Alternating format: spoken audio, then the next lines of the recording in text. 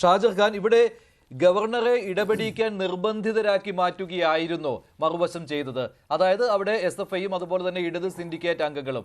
അതായത് പണ്ട് ഇതിനു മുൻപുള്ള ഗവർണർ എങ്ങനെയായിരുന്നോ സർക്കാരുമായിട്ട് ഒരു ഏറ്റുമുട്ടൽ നടത്തിയിരുന്നത്, അതേ രീതിയിൽ തുടരുന്നതിന് വേണ്ടിയുള്ള ഒരു അവസരം ഉണ്ടാക്കി കൊടുക്കലാണോ ഇപ്പോൾ കേരള സർവകലാശാലയിൽ നടന്നത്? മഞ്ജുഷേ, നമ്മളിപ്പോൾ ഇതുവരെയുള്ള സംഭവങ്ങളൊന്ന് പരിശോധിച്ചാൽ എല്ലാ ജനാധിപത്യപരമായ കീഴ്വഴക്കങ്ങളും ലംഘിച്ചുകൊണ്ട് അവിടുത്തെ സിൻഡിക്കേറ്റ് അംഗങ്ങളും മറുഭാഗത്ത് സംഘപരിവാറിന്റെ പ്രതിനിധികളും തമ്മിലുള്ളൊരു ഏറ്റുമുട്ടലായി സർവകലാശാല വേദിയെ തരം താഴ്ത്തിയിരിക്കുന്നു. അപ്പോൾ താങ്കൾ വൈസ് ചാൻസലർമാരെയും സംഘപരിവാറിന്റെ പ്രതിനിധികൾ എന്ന രീതിയിലാണ് കാണുന്നത് അല്ലേ? തീർച്ചയായിട്ടും അതെ. കാരണം ആ രൂപത്തിൽ വരാൻ പാടില്ലല്ലോ. നമ്മളിപ്പോൾ ഞാനൊരു കാര്യം പറയാം. ഇപ്പോൾ ഈ രജിസ്ട്രാർ ഇപ്പോൾ KS അനിൽകുമാറിനെതിരെ അതിശക്തമായി ഭാഷയിൽ വിമർശിക്കുകയും അദ്ദേഹത്തെ ചോദ്യം ചെയ്യുകയും ചെയ്യുന്ന ആളുകളാണ് ഞങ്ങൾ. പക്ഷേ അവിടെ നടന്ന സംഭവങ്ങൾ, ഇപ്പോൾ ഈ ഭാരതാംബയുമായി ബന്ധപ്പെട്ടുണ്ടായ വിവാദങ്ങൾ, ആ വിവാദങ്ങളിൽ ഒരു കക്ഷിയുടെ സ്ഥാനത്ത് നിൽക്കേണ്ട ആളല്ല ഗവർണർ. ചാൻസലർ എന്ന് പറയുന്നത് ഏതെങ്കിലും ഒരു പ്രത്യേക വിഭാഗത്തിൻ്റെ പ്രതിനിധിയായി പ്രവർത്തിക്കാൻ പാടില്ലാത്ത ഒരാളാണ്. പക്ഷേ അദ്ദേഹം എന്താ ചെയ്തത്? ഈ ഗവർണർ ചെയ്ത നടപടി തീർത്തും വിമർശിക്കപ്പെടേണ്ടതാണ്. എന്താ ചെയ്തത്? ഇദ്ദേഹത്തെ സസ്പെൻഡ് ചെയ്യാൻ ആവശ്യമായ നിർദ്ദേശം കൊടുക്കുന്നു. ആ നിർദ്ദേശപ്രകാരം സിസ തോമസ് അദ്ദേഹത്തെ സസ്പെൻഡ് ചെയ്യുന്നു. അപ്പോൾ എല്ലാത്തിനും ഒരു നടപടിക്രമമുണ്ടല്ലോ. ഇപ്പോൾ ശരിയാണ്, ഭാരതാംബയുമായി ബന്ധപ്പെട്ട വിഷയത്തിൽ ഈ പറയുന്ന രജിസ്ട്രാർ എടുത്ത ആ സ്പോട്ടിലെടുത്ത അംഗീകാരം കൊടുത്തത് അല്ലെങ്കിൽ പെർമിഷൻ കൊടുത്തത് റദ്ദാക്കിയതിനെ തുടർന്നുള്ള ഒരു വിദ്വേഷം. മാത്രമല്ല അന്ന് ഗവർണർ സെനറ്റ് ഹാളിൽ എത്തിയതിനു ശേഷമാണ് ഈ നിർദ്ദേശം രാജ്ഭവനിൽ എത്തുന്നത്. അതായത് ഈ പരിപാടി ക്യാൻസൽ ചെയ്തിരിക്കുകയാണ്, ഗവർണർ വരേണ്ടതില്ല. അല്ല, അപ്പോൾ അവിടെ പെർമിഷൻ കൊടുത്തത് പിന്നീട് പെർമിഷൻ രജിസ്ട്രാറാണ്. പിന്നീട് ആ പെർമിഷൻ റദ്ദാക്കിയത് രജിസ്ട്രാറാണ്. അതിനുശേഷം ആ വിദ്വേഷത്തിൻ്റെ പേരിൽ അദ്ദേഹത്തെ സസ്പെൻഡ് ചെയ്യാൻ നിർദ്ദേശം കൊടുക്കുന്നത് ഗവർണറാണ്. ആ നിർദ്ദേശം നടപ്പാക്കുന്നത് സിസ തോമസ് താൽക്കാലിക VC ആണ്.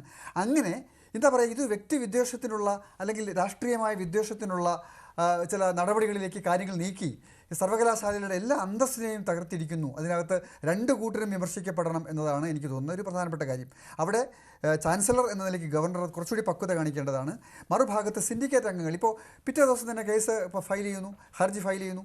പിന്നീട് ഞായറാഴ്ച ദിവസം, നമ്മൾ കേൾവിയില്ലാത്ത കാര്യങ്ങളാണ്, ഞായറാഴ്ച ദിവസം സിൻഡിക്കേറ്റ് മീറ്റിംഗ് വിളിച്ചു കൂട്ടുക, എന്നിട്ട് അതിനെ സംബന്ധിക്കുന്ന വൈസ് ചാൻസലറുടെ പെർമിഷൻ ഇല്ലാതെ ആ കാര്യങ്ങൾ നടത്തിക്കൊണ്ടുവരിക. എന്നിട്ട് അതിൽ നിന്ന് ആരാണോ സിൻഡിക്കേറ്റിൻ്റെ അധ്യക്ഷയായി പ്രവർത്തിക്കുന്നത് അവർ തന്നെ അത് വാക്കൗട്ട് ചെയ്യുക. ആ വാക്കൗട്ടിനെ ഒരു മറയാക്കി എടുത്തിട്ട് മറ്റൊരു യോഗം ചേരുക, വേറെ തീരുമാനം എടുക്കുക.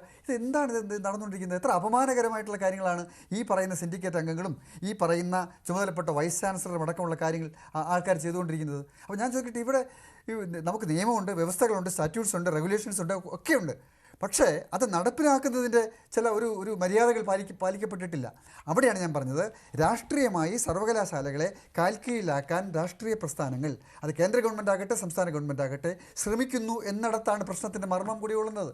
ഒരു ഭാഗത്ത് ദേശീയ വിദ്യാഭ്യാസ നയം നടപ്പിലാക്കുന്നു കേരളത്തിൽ, അപ്പോൾ അതിനോട് വിയോജിപ്പൊന്നും സംസ്ഥാന ഗവൺമെൻറ്റിന് യഥാർത്ഥത്തിലില്ല, അത് നടപ്പിലാക്കിക്കൊണ്ടേയിരിക്കുകയാണ്.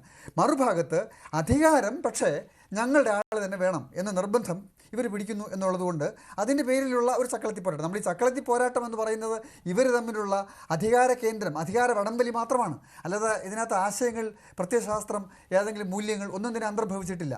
അതുകൊണ്ടാണ് ഇത്രയും മോശപ്പെട്ട രൂപത്തിൽ ഈ കാര്യങ്ങളെ കൊണ്ടെത്തിച്ചിരിക്കുന്നത്. ഇത് യഥാർത്ഥത്തിൽ ശിക്ഷിക്കപ്പെടേണ്ട കാര്യം തന്നെയാണ്. ഇതിനകത്ത് ഉൾപ്പെട്ടിരിക്കുന്ന ആളുകളെല്ലാം പരസ്പരം അങ്ങോട്ടും ഇങ്ങോട്ടും നടത്തി ഓരോ ദിവസവും ഓരോ മിനിറ്റിലും എടുക്കുന്ന ഓരോ നടപടിയും അത് സുചിന്തിതമായ നടപടികളല്ല. ഇവിടെ അധികാരം ഗവർണറുടെ കയ്യിലാണ്. അതിനാൽ തന്നെ ഗവർണർ അടുത്ത നിർദ്ദേശം നൽകുകയാണെങ്കിൽ ഇപ്പോൾ സിൻഡിക്കേറ്റിനെ തന്നെ റദ്ദ് ചെയ്യുക അല്ലെങ്കിൽ പിരിച്ചുവിടുക എന്നുള്ള കടുത്ത തീരുമാനത്തിലേക്ക് വേണമെങ്കിലും പോകാം. അങ്ങനെയുള്ള വിലയിരുത്തലുകൾ പോലും വരുന്നുണ്ട്. നിയമ പോരാട്ടത്തിലേക്ക് പോയേക്കാം. അല്ല, അതൊക്കെ അത്ര നിസ്സാരപ്പെട്ട കാര്യം. അങ്ങനെയൊക്കെയുള്ള കാര്യങ്ങളിലേക്ക് അങ്ങനെയൊക്കെ ചിന്തിക്കാൻ. പക്ഷേ ഈ കഴിഞ്ഞ 2-3 ദിവസം കൊണ്ട് നടന്ന കാര്യങ്ങൾ ചിന്തിക്കാൻ പോലും പറ്റാത്ത കാര്യങ്ങളാണല്ലോ. ഒരു വശത്ത് ഒരു കൂട്ടർ സസ്പെൻഡ് ചെയ്യുന്നു, മറുവശത്ത് മറുകൂട്ടർ ആ സസ്പെൻഷൻ റദ്ദാക്കുന്നു. ഉടനടി ഇപ്പുറത്ത് അടുത്ത സസ്പെൻഷൻ വരുന്നു, പുതിയ നിയമനം വരുന്നു. ഈ ഒരേ പദവിയിൽ തന്നെ 2 പേർ കടന്നു വരുന്നു. ഇതൊക്കെയാണ് നടന്നുകൊണ്ടിരിക്കുന്നത്. പോർവിളി നടത്തുക. ഒരു രജിസ്ട്രാർ ഒരാൾ നിയമിക്കുന്നു, താൽക്കാലികമായി മറ്റൊരാളെ ചുമതല കൊടുക്കുന്നു. ഇതൊക്കെ സാധാരണഗതിയിൽ ഒരു രജിസ്ട്രാർ ഇല്ലെങ്കിൽ ചുമതല കൊടുക്കാറുണ്ട്. അതൊക്കെ നമ്മുടെ യൂണിവേഴ്സിറ്റിയിൽ സ്ഥിരമായിട്ട് ഉള്ള കാര്യങ്ങളാണ്. VC ഇല്ലെങ്കിൽ പകരം മറ്റൊരാൾക്ക് അധ്യക്ഷ സ്ഥാനം വഹിക്കാൻ അവസരം കൊടുക്കാറുണ്ട്. പക്ഷെ അതൊന്നും ഈ സ്ഥാനങ്ങൾ എടുത്തു മാറ്റുന്നതോ ഒരാളെ അവിടെ നിന്ന് പുറത്താക്കുന്നതോ അല്ല.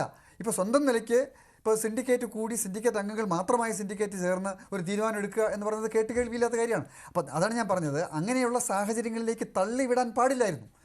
അവിടെ ചാൻസലറും ഉത്തരവാദിത്വപൂർവ്വം പെരുമാറണം. കാരണം രണ്ട് കൂട്ടരുടെയും ഭാഗത്ത് താങ്കൾ തെറ്റ് കാണുന്നുണ്ട്. ശരി, ജി മുരളി